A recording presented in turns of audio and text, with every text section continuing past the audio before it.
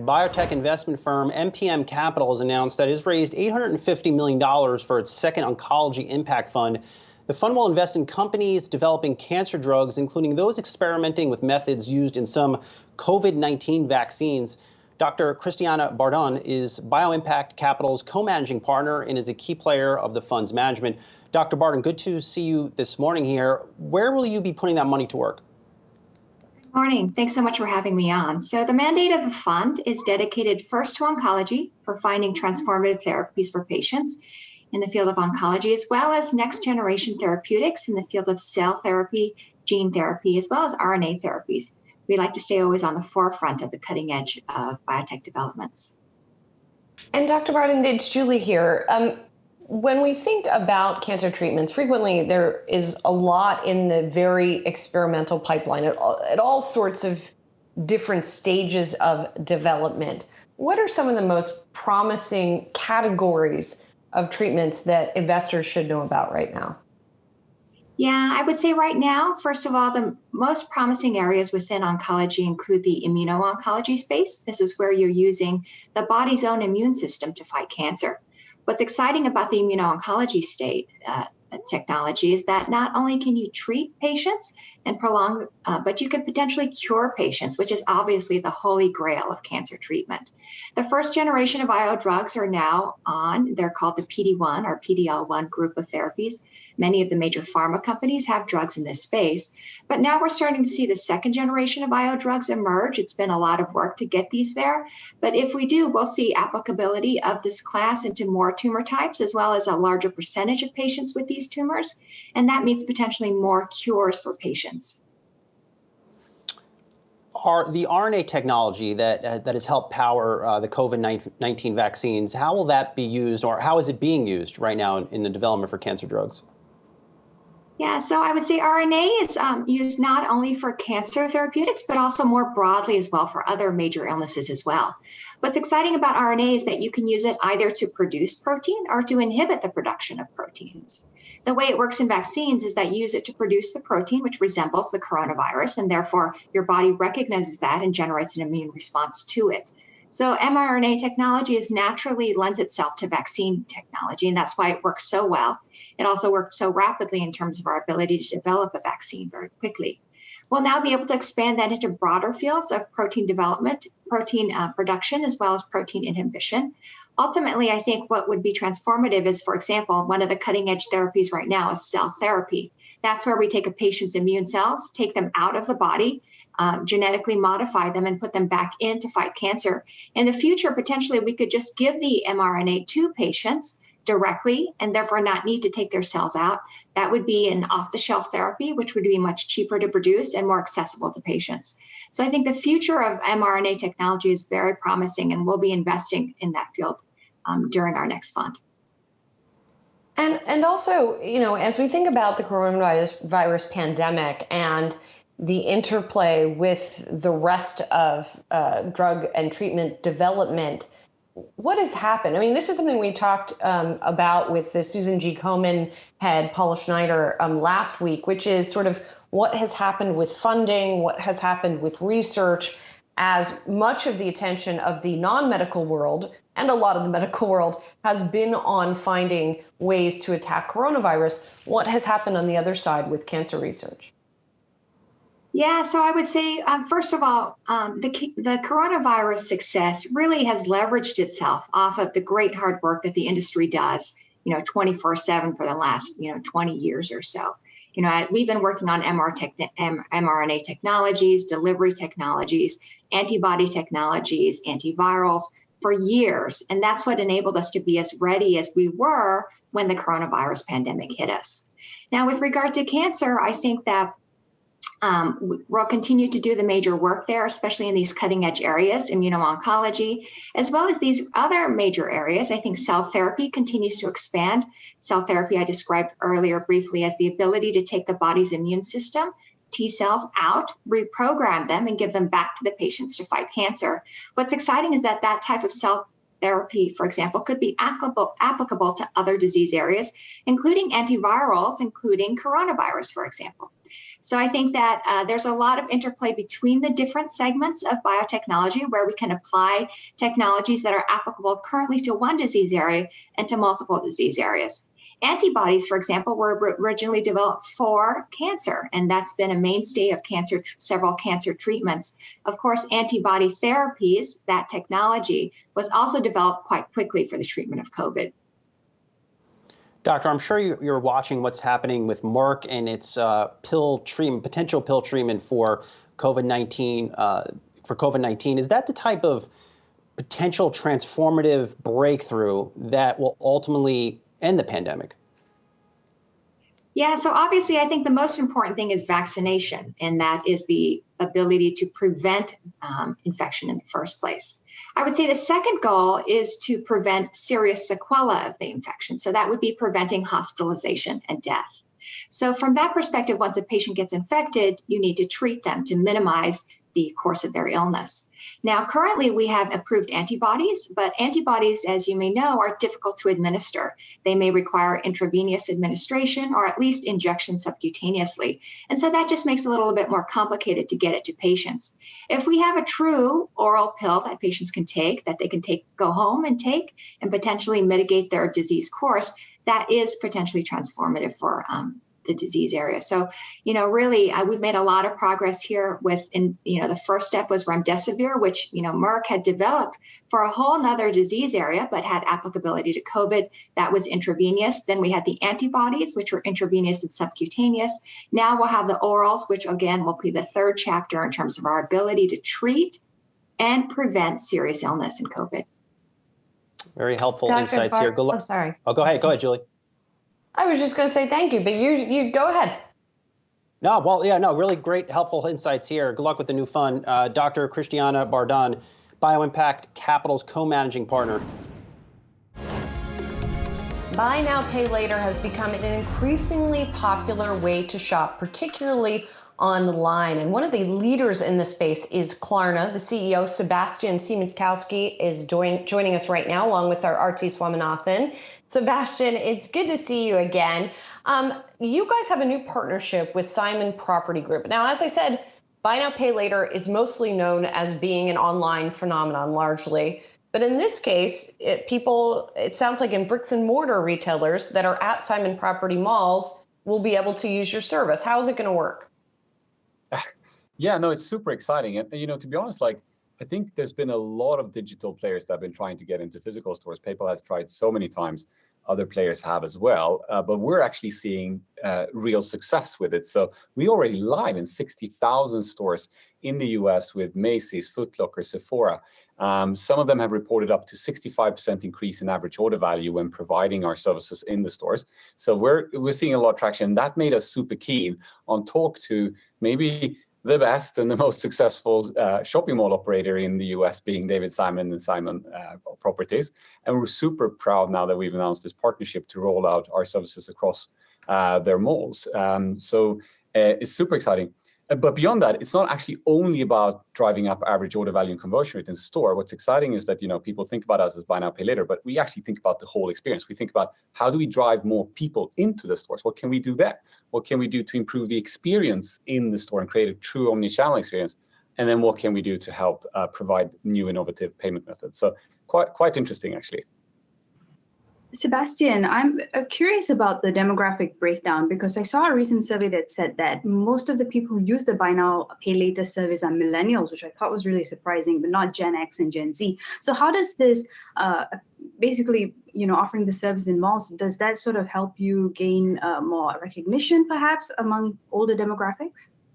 Well, I think to some degree, but it's actually, to us, over time, what we've seen, as you may remember, we're quite large in Europe as well, where we have in total globally 90 million users. And actually over time in all of these markets, the kind of average gender and the average age and average kind of distribution of our type of customers actually tends to kind of become the same as the normal user, or like a normal inhabitant of that country. So it becomes kind of standard. But because buy now, pay later has really been kind of a way for us to unlock. People want to try us out because they find that part of our offering interesting. But there's tons of other reasons why people are using us. It's because it's a one-click experience, or it's because they get a digital receipt and they can see, the images of the items they actually bought. Compare that to your credit card statement. You can't tell much from that. And then, so there's a lot of other reasons why people are using it. And actually, interesting in physical stores, I think one thing that has helped is that we have a no touch experience, right? So people they don't want to touch the terminal. They don't want to touch their card. And the fact that it's all, it's all based on Apple Pay and Google Pay and kind of no touch is actually another reason why people are using it in store nowadays after COVID. Yeah, I have stopped carrying around my credit cards. I use Apple Pay all the time now. But there was a recent report from the California Department of Financial Protection and Innovation that said that the growth has been pretty explosive. And then there's been a significant surge in unsecured consumer loans. But I'm curious, how much more gas is there left in the tank? And are you sort of worried about more regulatory scrutiny as you guys become this big? Yeah, no, I think it's not, it's obviously natural that whenever a new product comes that tries to disrupt and change things, there's going to be interest from regulators. When it's growing fast, people will ask questions. And in the end, we are dealing with credit. So it's important for us, as we're a fully regulated bank in Europe, to be a responsible lender and think through who are we borrowing money and so forth. But there's also a lot of lack of understanding of our products and compare it to a typical credit card. When you go and sign up for a credit card today, you go through a couple of questions, you sign up, and then they tell you to spend your full limit of, $5,000 or whatever. And there's really no checks after that. And there's a lot of trying to kind of make you borrow more than you need to.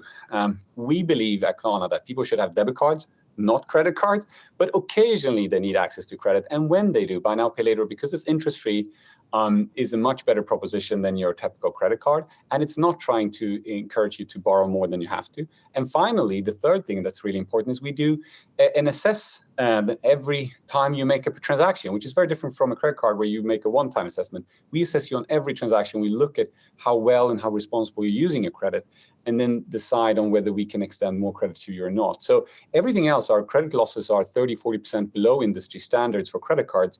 And I think it's been proven now that this model is actually more responsible than the traditional models of the credit cards. Sebastian, we just had the folks over from a firm on, and they told us they're going to start getting deeper into crypto trading. Do you have any interest in getting in that area? And then secondarily, do you want to become a super app? Yeah, well, I think first of all, it's on the crypto side, that's not a main priority for us at this point of time. Other people seem to be more interested, and we're happy to allow them to do that. As an asset, people can put their money in whatever they like. If they want to put money in crypto as an asset, I rather put it in other things. That's okay. People have their own preference. As the technology to solve for a problem, we have still struggled to apply it effectively to drop costs or make things more efficient the way we offer our services. Now, with that said, I think on the super app aspect, super app is such a wide concept. People are using it, I think, now for everything. Everyone wants to become a super app. But I think it's what's clear to us is that when we became successful, and you got to remember, we came in after Affirm, we came in after Afterpay, and still now we actually have more merchants among the top 100 than Affirm and Afterpay combined. So what was it that made merchants go with Klarna? What I would say, it was the fact that we weren't only focusing about the credit side and offering buy now, pay later, but looking at the full experience. How do we drive traffic to the stores? How do we improve the experience? What can we do post-purchase to reduce operational cost? It's the full thing. And I think that's what's really seeing. And part of that connects to being a super app in the sense of making sure that we can help our customers drive new customers to them.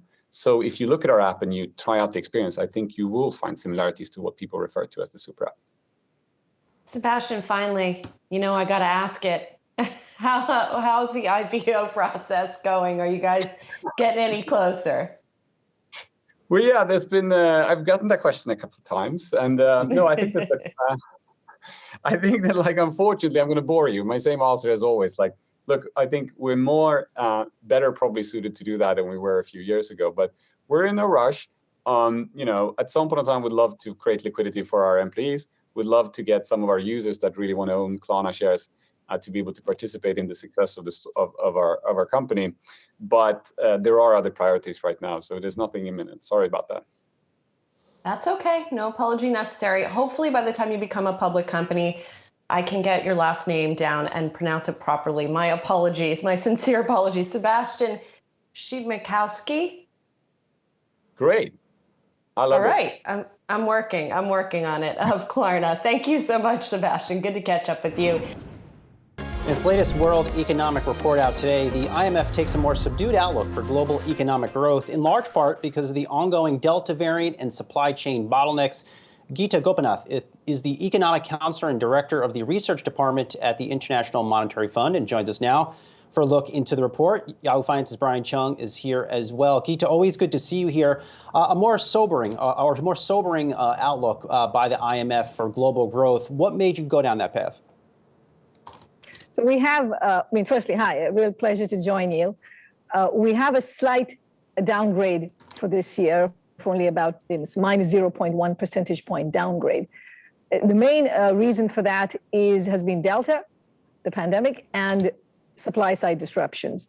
And that's weighed on recoveries for instance, in advanced economies in the US, Germany, Japan, where we all have downgrades. And it's also weighed on recoveries in low-income and developing countries where the pandemic just has resurged. So these are kind of the two important factors that have led to our downgrade. Thank you. It's Brian Cheung here. What I did notice was that the United States got a downgrade for 2021 as well, from 7% as you had originally forecast earlier in the year to 6% for this year. I guess I'm wondering what's weighing on that specifically. How much do supply chain disruptions factor into that when we know that a lot of these exporting countries that are such big trade partners with the United States, like Vietnam, are also seeing downgrades in this report as well? So, Brian, in the case of the US, if you look at the third quarter in the months of July and August, you saw that consumption just flatlined. And that's one of the reasons for the decline in our projection for the US for this particular year. And one sector that was affected, for instance, was motor vehicles and parts. The supply side disruptions have been quite severe over there. So again, the combination of Delta holding back kind of a strong return to contact services sectors, the supply disruptions, especially in the car industry, all of that has led to a downgrade for the US. So I want to ask about the global picture on inflation, because this is more a story now than it was the last time you had an update to the world economic outlook because of the reasons that you just outlined with supply chain disruptions. And it's something we're feeling here in the United States, but it's something that I imagine other countries are feeling as well, maybe even those that are in countries that have central banks that might be tightening policy right now to get ahead of inflation. What is the picture for price increases, not just in the United States, but globally as a result of these pressures? We are seeing lasting price pressures, and we are seeing inflation go up in many parts of the world. However, I do want to emphasize that if you look at 190 member countries as we do, it is not a common phenomenon. It's not like every country has the same kinds of inflation problems. There is a lot of heterogeneity. There are parts of the world, including China, Thailand, Malaysia, where you aren't really seeing much in terms of inflation pressures. And you're seeing other parts of the world, Latin America, North America, where we're seeing more stronger inflation pressure. So it's not a one-size-fits-all kind of story. What is true is that at this point in time, we are seeing more supply-side pressures than demand-side pressures because of much more lasting effects of the pandemic, the port disruptions, the energy crisis that we are seeing with prices shooting up. Part of that is also weather-related. So all of that affects your headline inflation numbers. The question is how much of that seeps through into core inflation. And so far, for many parts of the world, we see that to be relatively well behaved. Though for some emerging markets, of course, you have bigger concerns, and you've seen Brazil aggressively raise interest rates, and some other countries do that too. So there is variation, but for the advanced economy world, for many of them, I would say at this point, the pressures are high. There are upside risks. But again, overall, in terms of our model forecast, is for inflation to come back to more normal ranges by the middle to the second half of next year. Gita, here in the United States, the word stagflation keeps going up. And forgive me if I sound a little over it, because as you said, your view is obviously that inflation is going to moderate to some extent. And also we've got, views that growth is going to continue for this year and next. Is that a concern of yours, though, at all, that there could be stagflation in developed economies? I share your reaction to this, which is the fact that if you look at how much the global economy has recovered from the depth of the recession last year. The fact that we have still growth of 5.9% for this year and then 4.9% for next year in the global economy. The US, 6% this year, and it comes down somewhat, but still high growth next year. And similarly for the euro area. These are not any kind of stagnation numbers. I mean, these are healthy growth numbers. At the same time, there are the risks. The risks come in the form of supply side shocks, which both reduce economic activity and then put inflationary pressures. So I think that kind of the direction qualitatively is correct, but we are nowhere near in any kind of a stagflationary environment at this point.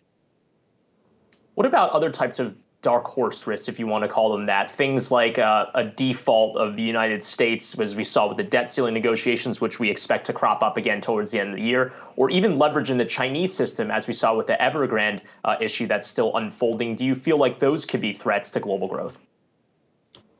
I think policy accidents would certainly be one way to move towards stagflation. We certainly don't want that to happen. Policy accidents either because of the U.S. not raising its debt ceiling or dealing with its debt ceiling problem in very quickly, or accidents in terms of not having a proper restructuring process, for instance, in China. Those are important concerns. I mean, all I'm going to say is that when it comes to the U.S., it's highly unproductive brinkmanship that we are seeing in Congress, and it is important. I would say, to address the problem now, but also to reform this whole issue with the debt ceiling going forward, and maybe replace it with more of a medium-term fiscal target, or just automatically, whenever Congress agrees to a certain set of taxes and appropriations, the debt ceiling moves along with it. This kind of brinkmanship is not helpful at all. And then, Gita, lastly here, I just wanted to ask about just the methodology behind putting together the World Economic Outlook. We know that there have been these reports and the concerns about the possible data irregularities associated with the World Bank's Doing Business report. We know the outcome of the review from the IMF, but can you just kind of assure us that there aren't any sort of political considerations that are part of the data sets that we look at when we get these World Economic Outlook updates?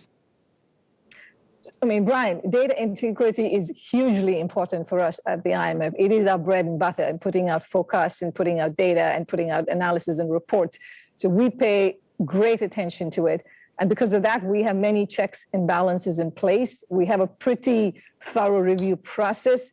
Every time we put out a report or a number, multiple departments look at it, multiple economists look at it.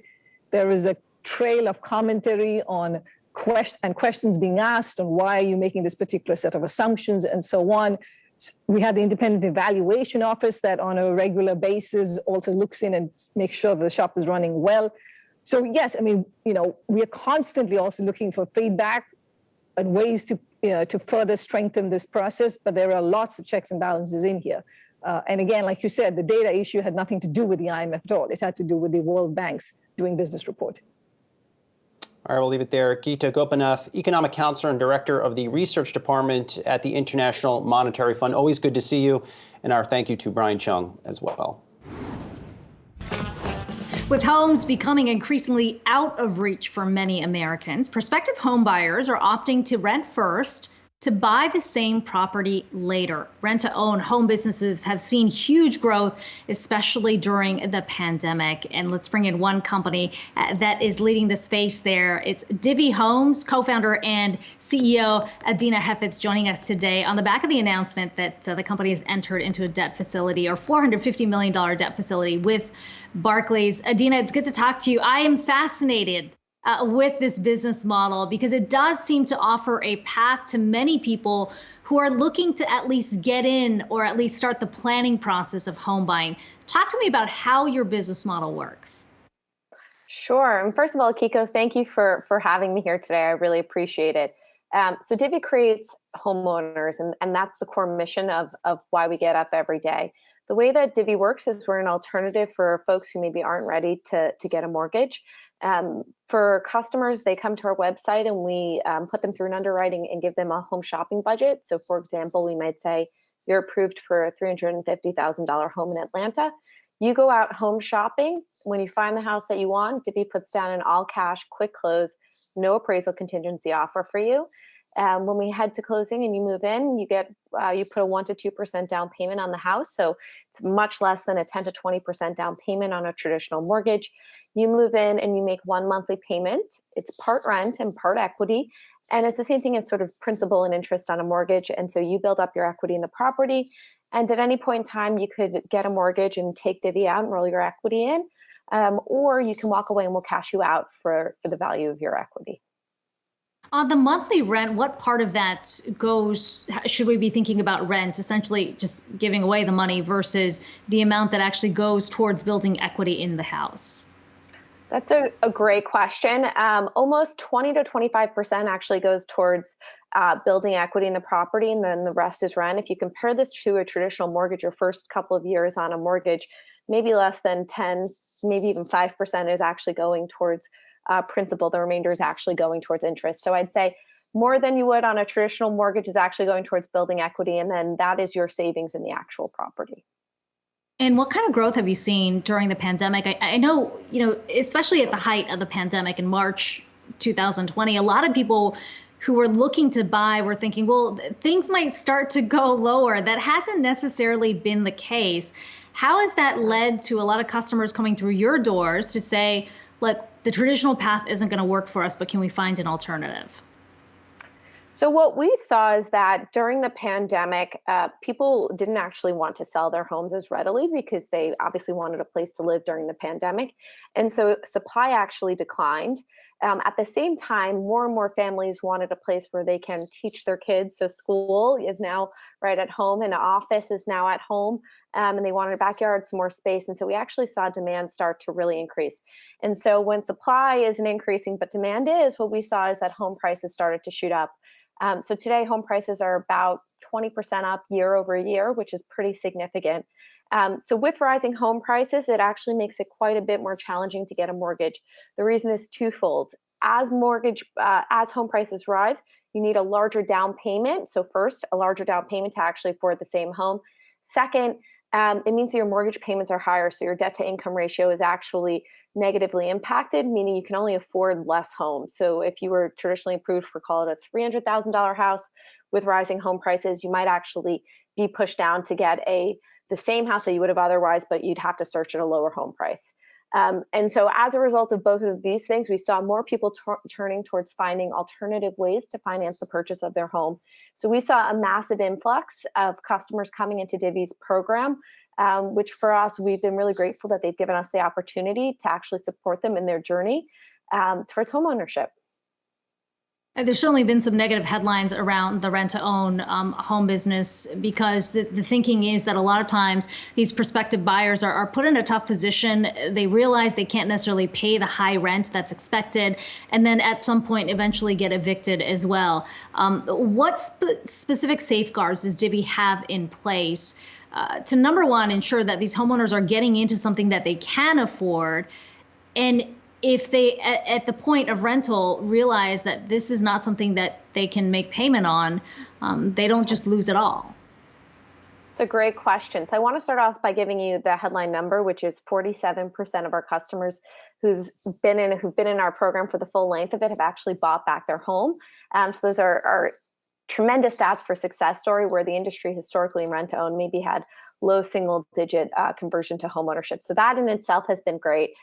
The way we support our customers versus traditional rent-to-own is a couple-fold. So first, we actually build up equity in the property. So most cases with rent-to-own, the customer actually wasn't saving up any equity in the property, and instead, all of their payments were just purely rent. So that's the number one biggest difference. Two, customers actually get to pick out whatever home they want. And so in the past, the inventory that was presented was all of lower quality. With us, Divvy, you actually get to pick out from any home that you want that's for sale. Lastly, we take care of all maintenance, taxes, insurance, HOA fees. So we ensure that you're not actually having to pay any of the costs associated with ongoing maintenance of the home, which is something that traditional rent-to-own had put on the consumer.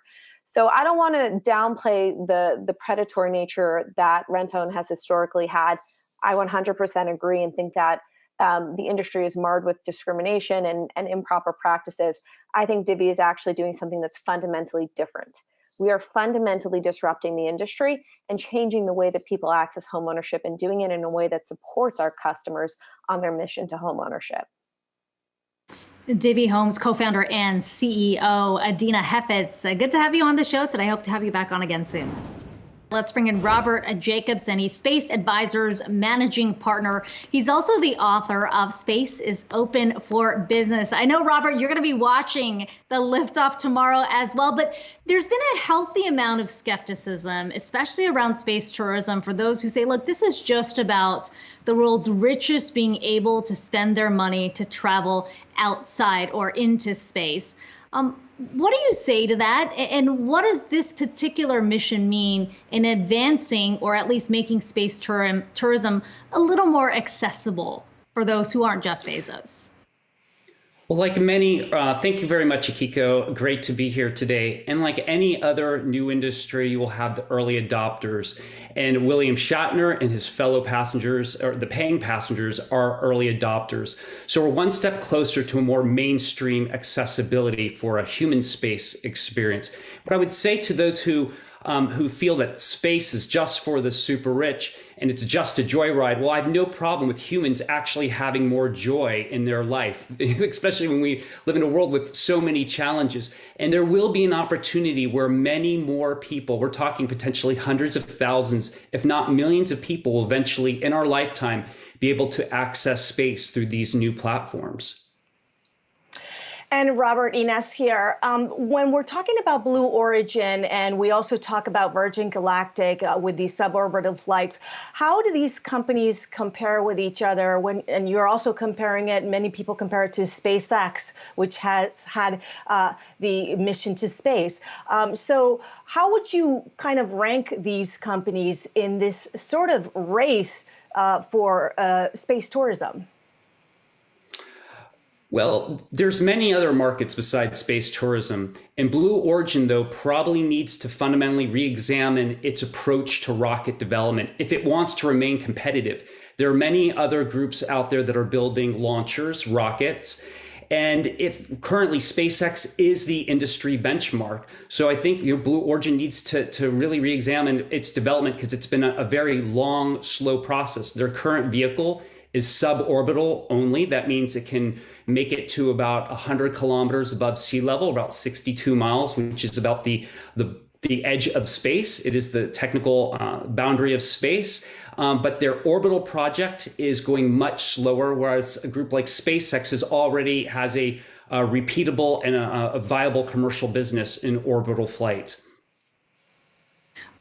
What's the business potential? I mean, your book is Space is Open for Business. Obviously, tourism, the very first step that we're seeing right now. But when you listen to somebody like Jeff Bezos, he envisioned something much bigger, actually doing business within space, manufacturing, developing. What do you see as the next step beyond tourism? And what do these flights that we've been seeing, whether it's from Virgin Galactic or SpaceX, ultimately lead to? Well, first of all, space provides an awesome ROIII, return on investment, innovation, and inspiration. And its real value is not 20 minutes or 11 minutes of space tourism.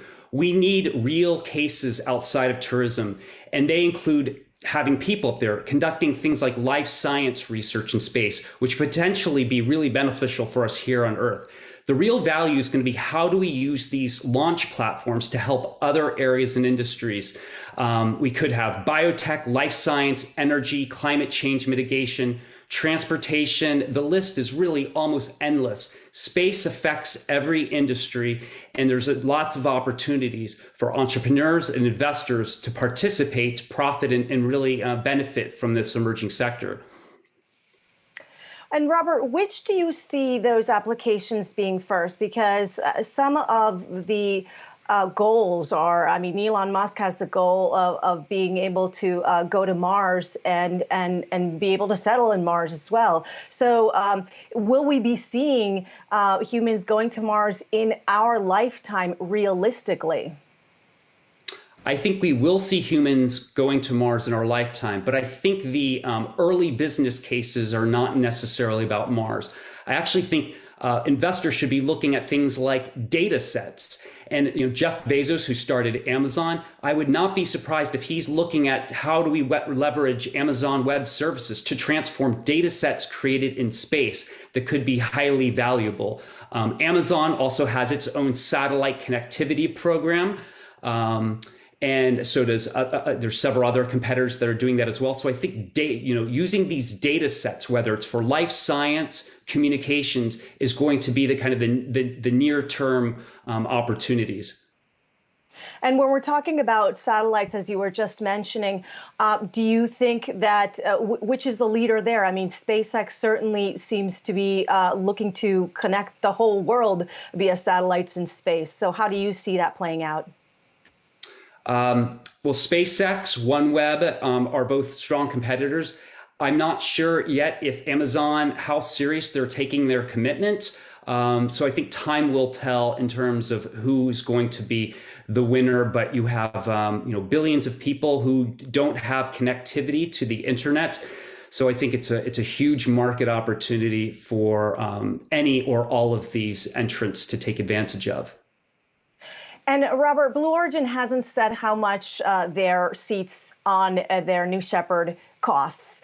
We know that Virgin Galactic's costs somewhere around $450,000.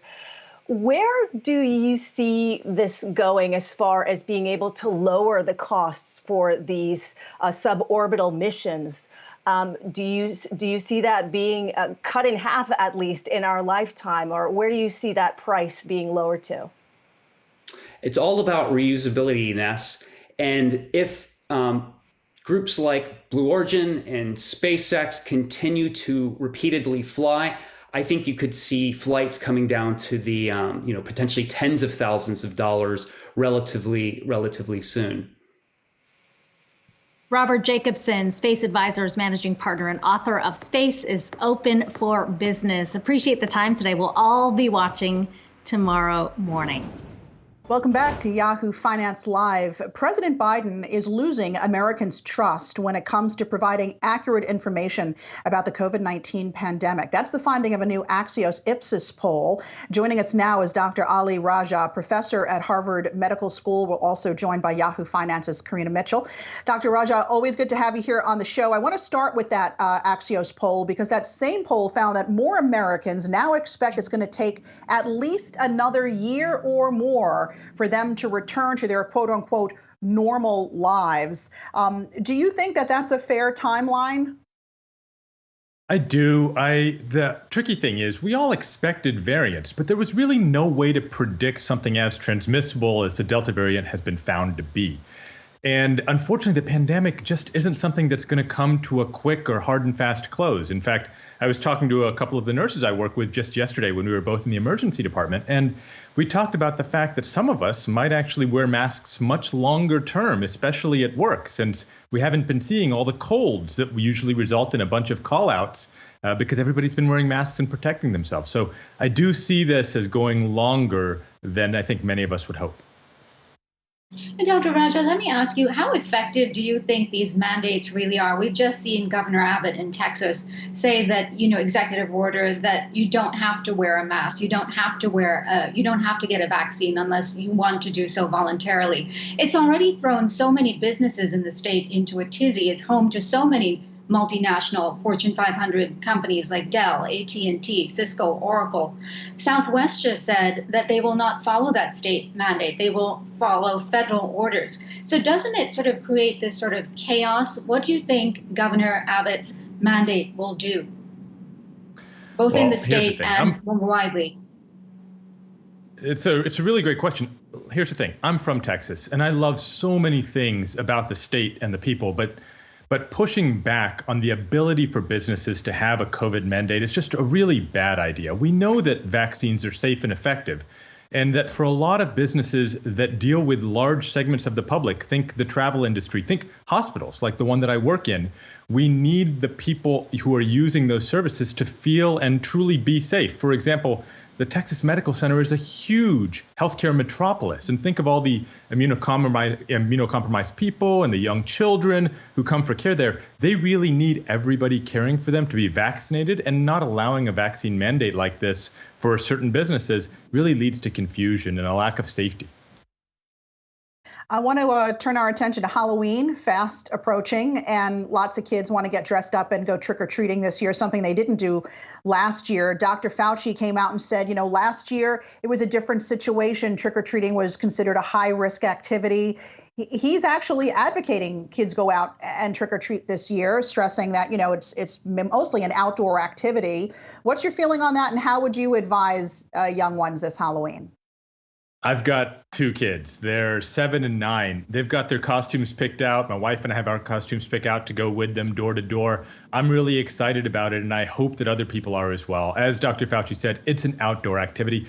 I wouldn't send younger or unvaccinated kids into people's houses for like haunted houses or anything without wearing masks. But if you're going to be outdoors running from house to house, this is a great return to normalcy that we can give our children based on the way that our society is doing in terms of working on getting the majority of people vaccinated. I think it's a great idea to do it. Doctor, let me ask you really quickly.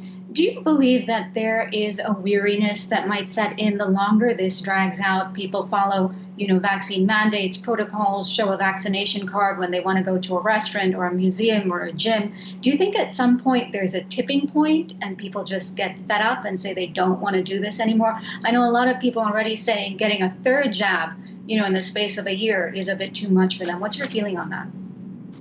Obviously the response is going to be widely varied across an entire spectrum, right? We have some people who are advocating for and sneaking in extra shots of the various vaccines, even when they're not supposed to, or going earlier than they should. We've got people who obviously don't want the first vaccinations, much less the second or potentially a 3rd vaccination. So everybody's going to have a very different view of that. I think that what gets to people, what demoralizes and confuses people, is when there is constantly changing recommendations.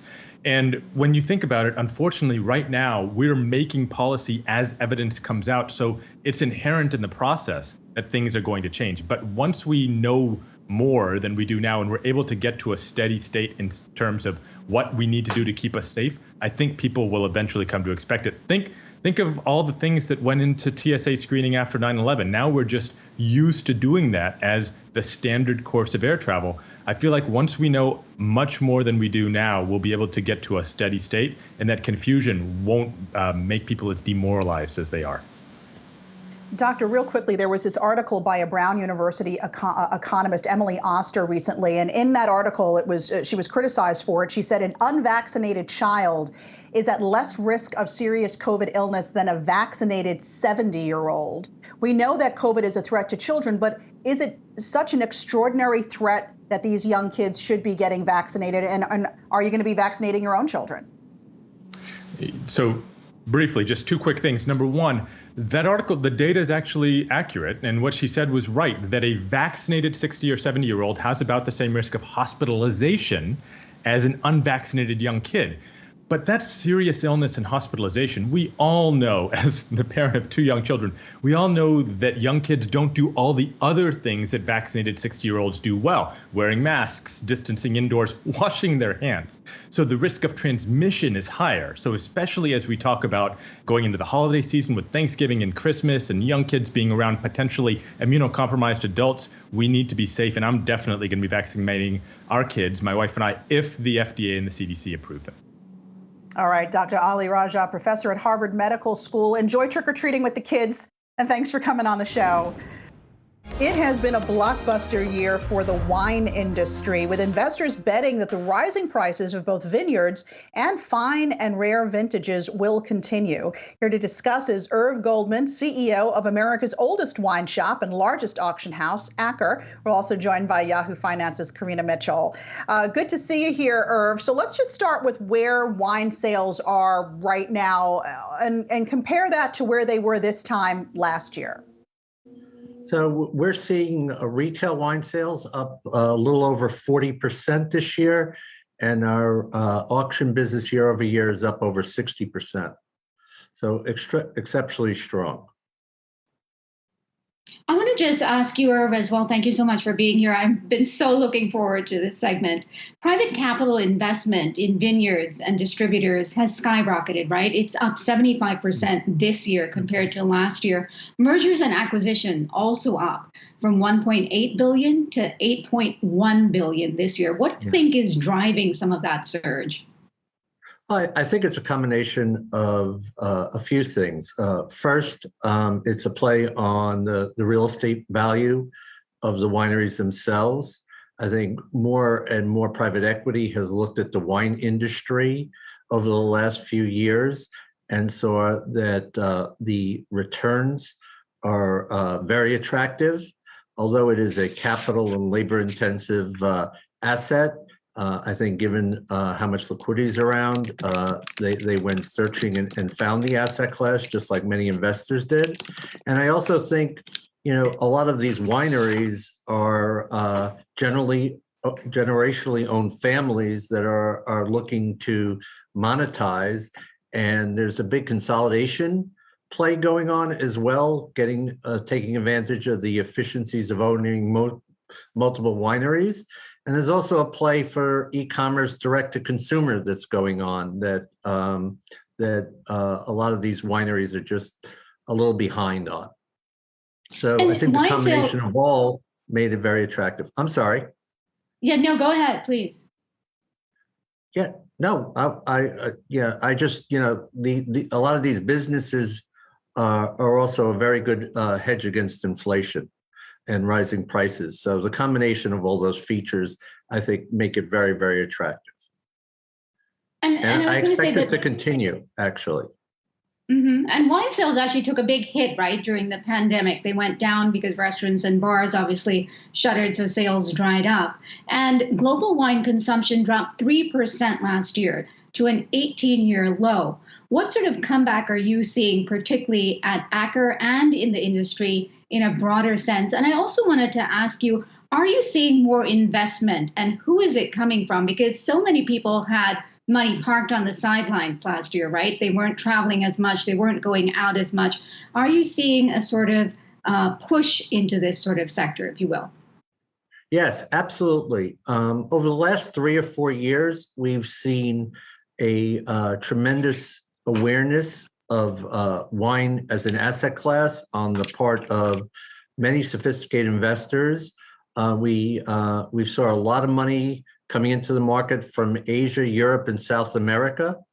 And wine prices have been going up dramatically because of it.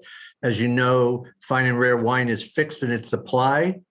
So with a tremendous increase in demand coming globally, prices have been rising steadily over the last few years.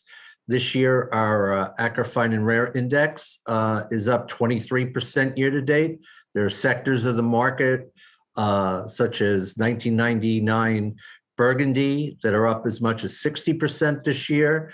So the investment coming into wine as an asset is tremendous. You're also seeing a new entrance into the market in terms of long-term wine funds. As people become more familiar with wine's attractive returns, we're seeing a lot of, especially in Europe, a lot of wine funds coming into the market that are being very, very successful in their capital raise. So there's a lot of different areas where money is coming into the wine market, one in which there, as I said, is fixed supply causing prices to go up. And I don't see that changing anytime in the near future. In terms of retail sales and wine consumption that you mentioned, it's interesting. We went into the fall this year, and last month in September, we had a record retail sales month by over 150% as we came into the new season. There's just such pent-up demand that we're seeing it in every aspect of our business, in auction prices, as well as retail demand. All right, we're going to have to leave it there. Irv Goldman, CEO of Acker, thanks so much.